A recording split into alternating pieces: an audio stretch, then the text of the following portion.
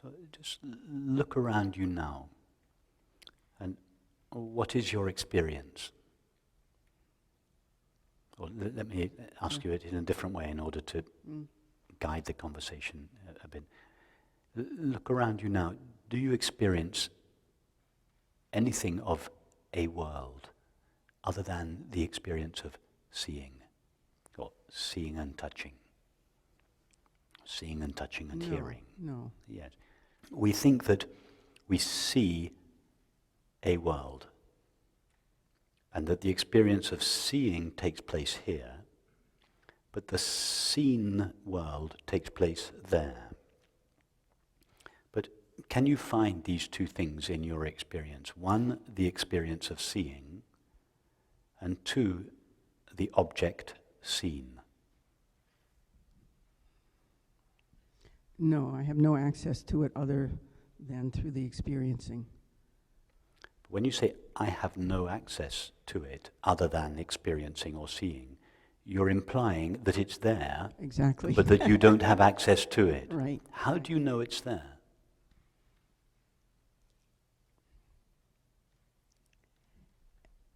The only thing I keep coming back to when I really try as hard as I can to examine this is all my experience and senses working together. So, for example, I don't know that something's three-dimensional unless I've touched it. So it's sight and touch and perhaps sound as well working together. So it seems to be all of my So what you're saying experience. is because the experience of seeing, hearing and touching all give me consistent reports, therefore what they are reporting must be independent of seeing, touching and hearing. They all seem to confirm the outside world because the evidence from each of these three sources corroborate one another. Yes. Yeah. And you interpret the evidence as evidence of an outside world. You not only say, not only is seeing, hearing and touching consistent, not only do they give me information about a consistent world, moreover, there are 75 other people that report evidence that is consistent with my experience. Therefore, we must all be experiencing the same world. But why couldn't you take the same evidence and use it to support a completely different model of experience, which is this, that each of our 75 finite minds, and by finite minds I mean a mixture in this context of seeing, hearing and touching. Let's just call that all the finite mind. Each of our 75 finite minds is precipitated from within the same field of consciousness. And it is because each of our minds is precipitated or downloaded from the same field of consciousness that they experience the same world. In other words, each of our minds is informed by the same source of information. And because they all come from the same source, they all give evidence of the same world. Just like if 6 different people are watching the 9 o'clock news, they all see the same thing. Why? Because the program is downloaded from the same source.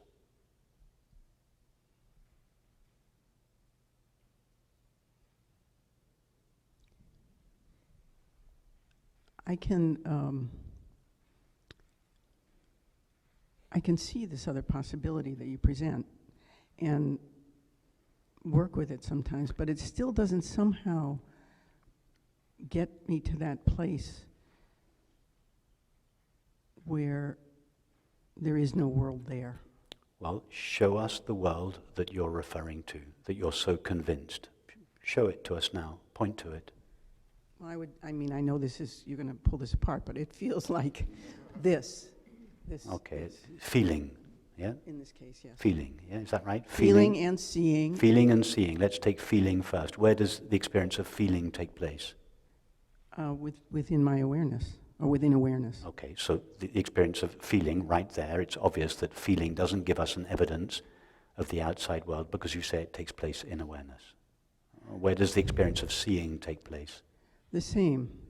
So go back to the outside world. Show us the outside world that you're talking about. Point to it. Or point to This is the exactly experience that you're having that seems to give you evidence of an outside world. This is my dilemma. I know it is. That's why I'm asking you the question. Okay.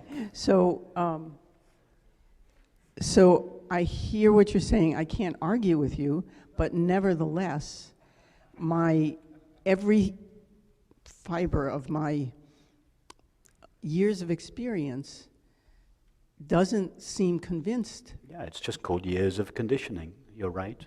Every fiber of your many years of conditioning is at odds with what is being suggested here. Your experience is not at odds with what is being suggested here. Your experience, I'm just describing your experience for you, Right. but it is in conflict with your conditioning, and that is the problem. Yes, so what I'm asking is then, how does that get Well, that you have to make the conflict get choice. loosened up? Am I going to believe my experience, or am I going to believe my conditioning? I mean, your conditioning is the conditioning of Western culture. Yes. Look at Western culture.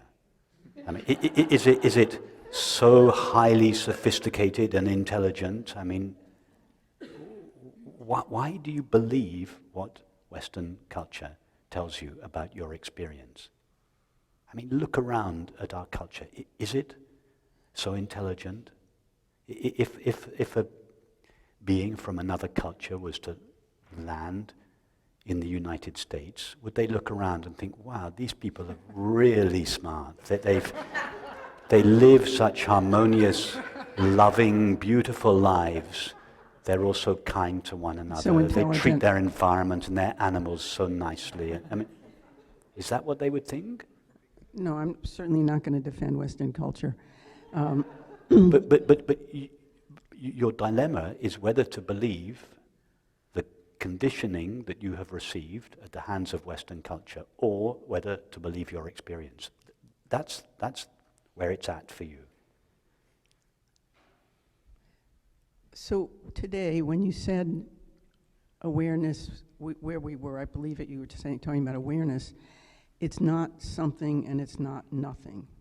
I hadn't heard you say that before. Well, that was because I was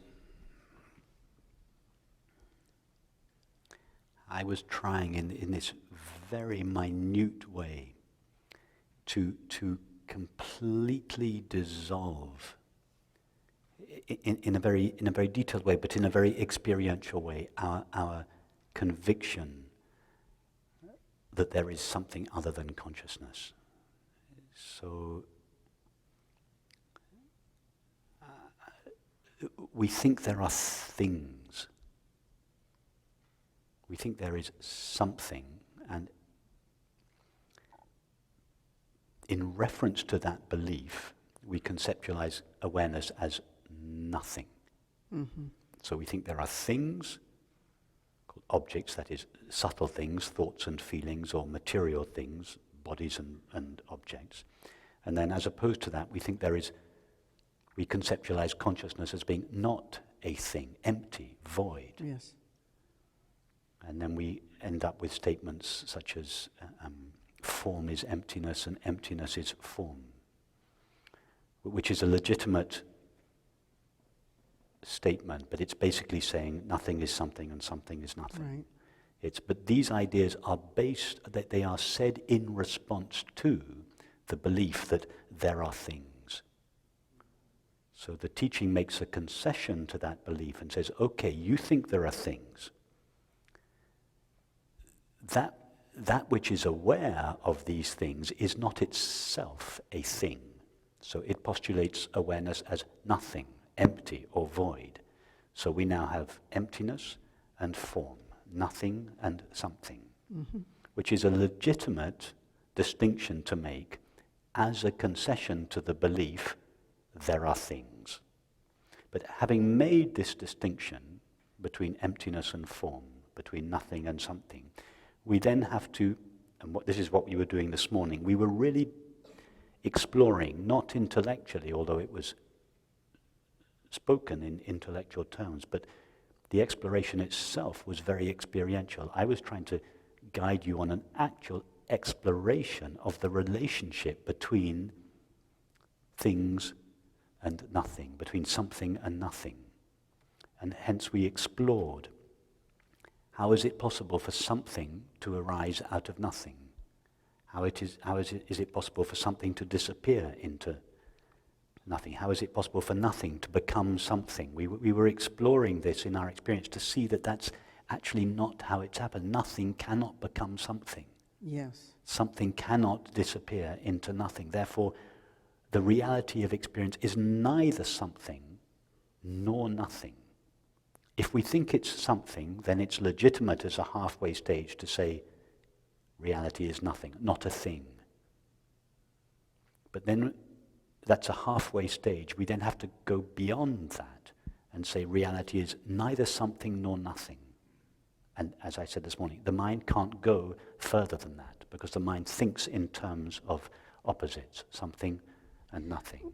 Well, actually, that helps me a lot because my mind actually seems much happier in that non-dual place, or that non-binary place, and where it's a kind of liminal zone, I guess, between no something or something. I don't even know how to. I can't put it in words because the words are binary. But that it's like a.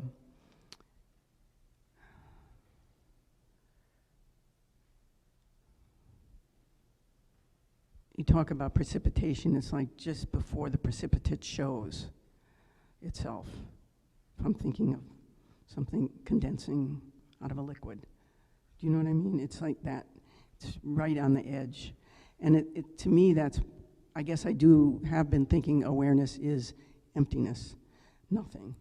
So if it's got that no, not something, not nothing, that feels much more spacious to me. You see, even to call it awareness is to call it awareness as opposed to an object. The only reason it is necessary to conceptualize awareness is in response to our prior conceptualization of the object. Okay, if we've conceptualized objects, then we can conceptualize the awareness that is aware of that. So all of these teachings arise in response to our beliefs and feelings. If we didn't conceptualize objects in the first place, it wouldn't be necessary to conceptualize awareness. So all the teaching arises as a response to beliefs, ideas, feelings, situations. And it's legitimate for the teaching to make these provisional statements. Awareness is empty, etc. Emptiness is form, because they're all true relative to the belief that they are responding to. But in the absence of a question or a situation, there is no teaching. It's because ultimately it's not possible to conceptualize reality, which is why I said earlier, quoted the Shankaracharya saying, real thinkers don't think. In other words, people that have really taken thought all the way, thought comes naturally to an end because reality cannot be conceptualized or named. That is the ending of thought. Thought has brought itself to its own end. It's not a disciplined end. It's a natural end. Thought has, it's like a candle. All the wax has been burnt. There's no more fuel. The flame just comes to an end. There's nothing else left to burn. There's nothing else left to think about. So thought just comes to an end.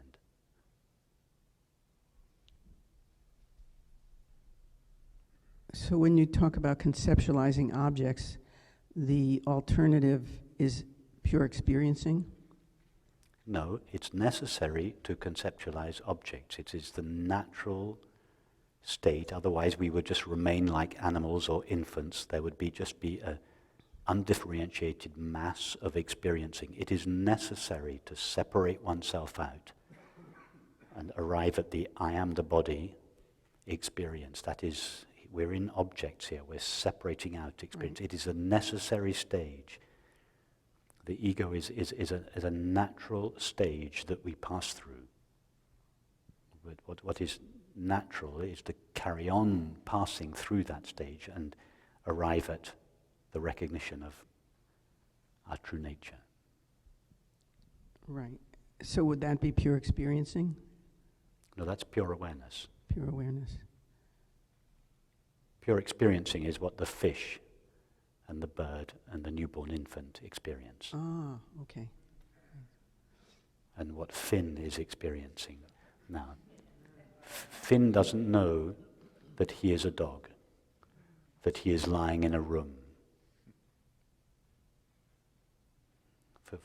For Finn, as far as we know, forgive me, Finn, for talking on your behalf, but as far as we know, Finn's experience is one undifferentiated mass of experience that is not separated out into me, a dog, and everyone and everything else. In other words, Finn doesn't have an ego.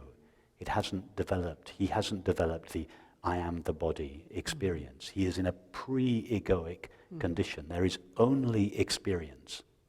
Okay. And that is not the same as the one who has recognized the nature of all experience to be infinite consciousness. Mm-hmm.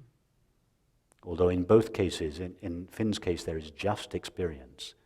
In the case of the one who has recognized the true nature of experience, there is just consciousness. In both cases, there's only one thing. So there are some similarities between the pre-egoic condition and the post-egoic condition. Which is why it's sometimes said that the sage is childlike. Right, right. I was confused on your use of the words. So, if for now I understand or work with pure consciousness or pure awareness as not something, not nothing, is that appropriate? Or is that still... No, because once you're conceptualizing awareness, then you're in the realm of conceptualization. That's fine, and it's best to say that awareness is not a thing. It is nothing. Because it's not possible. Try now to think of something that is neither something nor nothing. You can't. It's not possible. No, I think what I like about that is it leaves a little room for something. Sorry? It leaves a little room for something. It leaves a little room for something, yes. Yes. I think that's why that attracts me. Yes, so as long as you're thinking about awareness, you're thinking of something, and it's best to think that awareness is not a thing. Mm-hmm.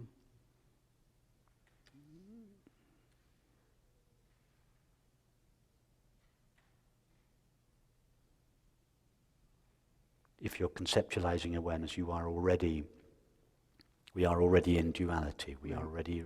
Yes. And from that point of view, it's best to recognize that awareness is nothing, not a thing. No thing, not a thought, not a feeling, not a sensation or a perception.